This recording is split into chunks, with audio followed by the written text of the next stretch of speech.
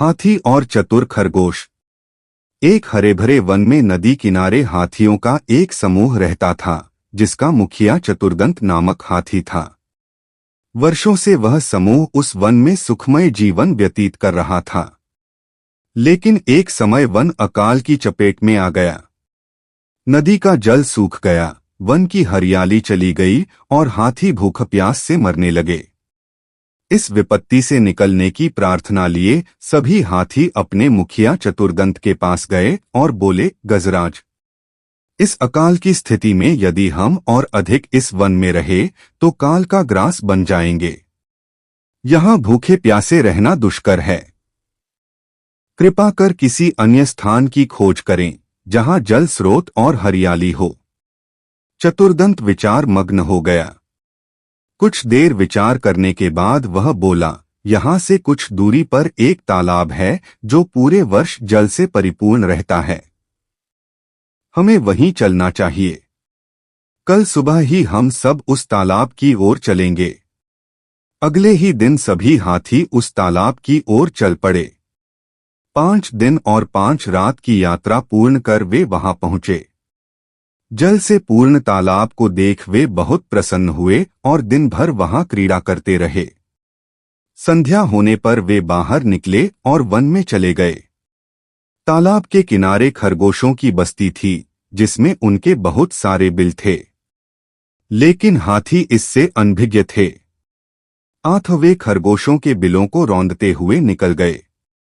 खरगोशों के बिल तहस-नहस हो गए, कई खरगोश घायल हुए और कई मारे गए।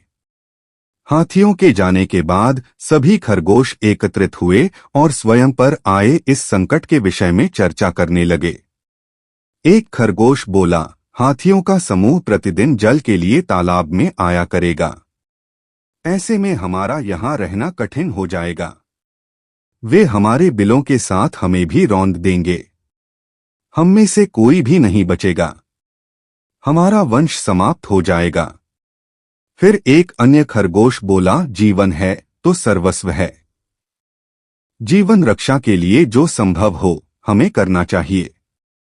परिस्थिति कहती है कि हमें जीवन रक्षा के लिए तत्काल इस स्थान को छोड़कर अन्यत्र प्रस्थान करना चाहिए। खरगोश अपनी भूमि छोड़कर अन्यत्र जाने के विचार से दुखी थे।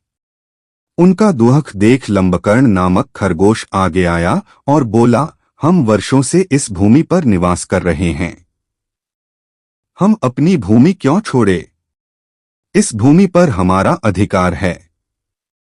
हमें हाथियों से बात कर उन्हें यहां आने से रोकना चाहिए। लेकिन उनसे कौन बात करेगा? कौन उन्हें समझाएगा? सभी खरगोशों ने एक स्वर में पूछा।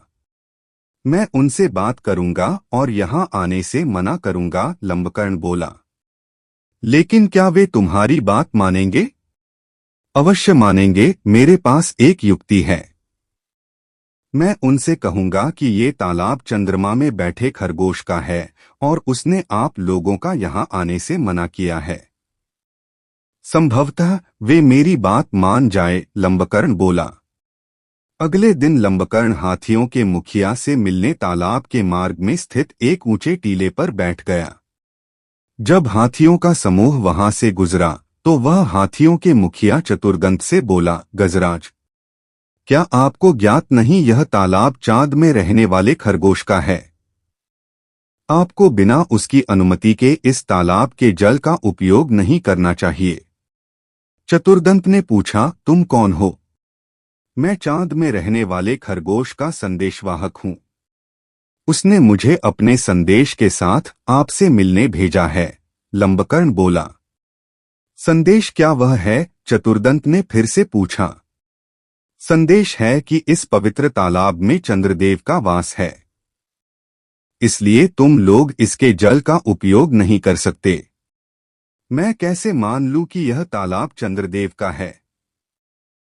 जब तुम मुझे तालाब में चंद्रदेव के दर्शन कराओगे तभी मैं यह बात मानूंगा और अपने दल को यहां आने से रोकूंगा।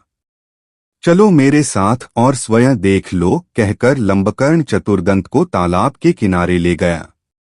उस समय तालाब में चांद की छाया पड़ रही थी। लंबकर्ण चतुर्दंत को वह छाया दिखाते हुए बोला, गजराज, देखो तालाब में चांद का वास है। अब तो मेरी बात मान लो। चांद की छाया को चंद्रदेव समझकर चतुर्दंत ने उसे प्रणाम किया और वहां से लौट गया। उसके बाद उस तालाब में हाथियों का समूह कभी नहीं आया। बुद्धिमानी से किसी भी समस्या का समाधान किया जा सकता है।